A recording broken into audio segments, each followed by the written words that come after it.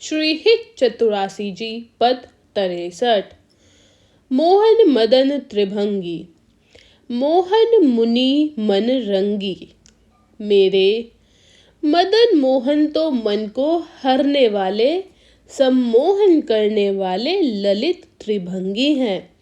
मेरे मदन मोहन तो मुनियों के भी मन को आनंदित करने वाले हैं। मोहन मुनि सघन प्रगट परमानंद, गुण गंभीर गोपाल। शीश किरीट श्रवण मणि, कुंडल उर्मंडित बनमाल। ये मुनि मनमोहन गोपाल गुणों से पूर्ण है और परम आनंद को प्रकट करने वाली ये साक्षात मूर्ति है।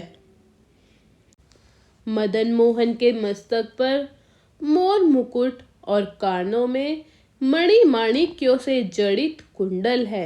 मदन मोहन का वक्षस्थल वनमाला से शोभित है। उनके गले में फूलों से बने सुंदर सुंदर हार हैं। पीतांबर तन धातु विचित्रित, कल किंकिणी कटी चंगी। नखमणि तरणी चरण, सरसी रूहा मोहन मदन त्रिभंगी। पीतांबरधारी मदन मोहन ने अपने सुंदर कटी देश पर मधुर करधनी विराजमान की हुई है। उनके कमल जैसे चरणों के नख सूर्यकांत मणि की भांति जगमगा रहे हैं। ऐसे सुंदर है ये हमारे मदन मोहन त्रिभंगी। मोहन बेनु बजावे, इहि रव नारी बुलावे। मदन मोहन अपनी सुंदर मुग्ध करने वाली मुरली बजा रहे हैं और उस मुरली के मीठे मीठे स्वर से ब्रज की नारियों को पुकार रहे हैं। उस मुरली के मधुर स्वर को सुन सुनकर ब्रज गोपियां अपनी सुध बुध खो रही हैं, मतवारी हो रही हैं। आई ब्रज नारी सुनत बंशी, रव गृहपति बंधु विशारे। दर्शन मदन गोपाल मनोहर, मनसिज ताप निवारे।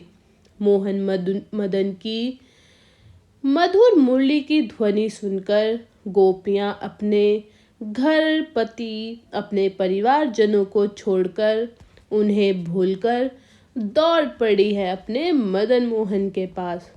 त्रिभंगी मदन मोहन के दर्शन करती हैं गोपियां और देखती हैं कि श्याम सुंदर अति प्रसन्न है।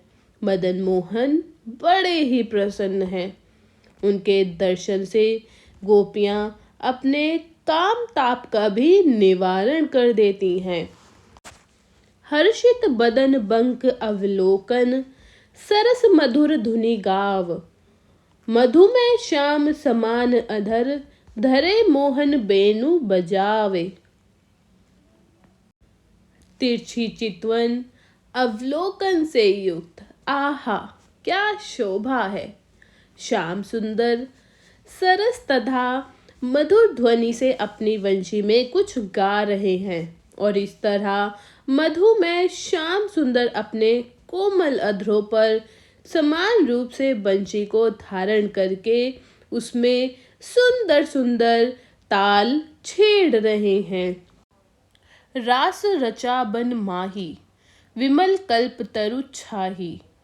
श्याम सुंदर ने वृंदावन के विमल कल्प वृक्ष के नीचे रास की रचना की है, रास का आयोजन किया है। विमल कल्पतरु तीर सुपेशल, सरद रेन वर चंदा। शीतल मंद सुगंध पवन बहे, तहाँ खेलत नंद नंदा। और दिव्यता तो देखो, एक तो पवित्र कल्पतरु, दूसरा यमुना जी का सुंदर तट, शरदृय रात्रि और तीसरा परम सुंदर चंद्रदेव। शीतल और सुगंध से पूर्ण पवन मंद मंद बह रही है।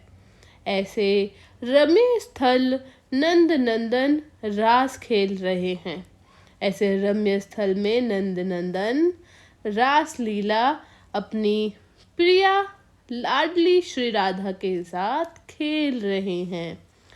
अद्भुत ताल मृदंग मनोहर किंकिणी शब्द करही, जमुना पुलिन रसिक रस सागर रास रचो बन माही।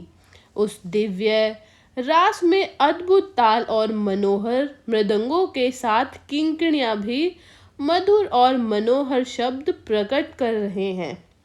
श्री वृंदावन के यमुना पुलिन पर ही रसिक नंद नंदन ने इस रास सागर रास का आयोजन किया है।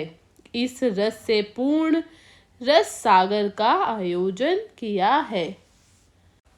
देखत मधुकर केली मोहे खग मृग बोली। इस केली का दर्शन मधुपान करने वाले रसिक भ्रमर भी देख रहे हैं। इस केली का दर्शन समस्त रसिक भी भ्रमरों के भांति दर्शन कर रहे हैं और उस पर पशु पक्षी लता वेली सभी मुग्ध हैं। मोहे मृगधेनु सहित सुर सुंदरी प्रेम मगन पट छूटे। उड़गन चकित थकित शशि मंडल कोटि मदन मन लूटे। इन दोनों मोहित मृग दोनों प्रिया प्रियतम और धेनुओं के साथ सुर नारियां भी मोहित हैं। प्रेम मग्न होने के कारण उनके वस्त्र आदि भी उनके अंगों से खिसकने लगे हैं। सब अस्त व्यस्त हो गए हैं। आकाश से तारागण तारे भी इस रास को देख रहे हैं। तारों ने और भी जगमगाना शुरू कर दिया है। कोटि कोटि कामदेवों के मन भी लूट लिए हैं मदन मोहन ने। अधर पान परिरंभन अति रस आनंद मगन सहेली। जय श्री हित हरिवंश रसिक सचु पावत देखत मधुकर केली। आनंद मग्न हो गई हैं सभी सहेलियां। अधरामृत के पान से और आलिंगन के बाद मधुर रस से सभी सखियां खिल उठी हैं। श्री हित हरिवंश चंद्र सखी कहती है कि इस मधुकर केली अर्थात रसिक भ्रमर रूप श्री लाल जी की रास क्रीड़ा को देखकर सभी रसिक प्रेमी जन सखियां और इस रस का आस्वादन करने वाले सभी वृंदावन के परिकर आदि आनंदमय हो गए हैं। बोलो जय श्री राधे।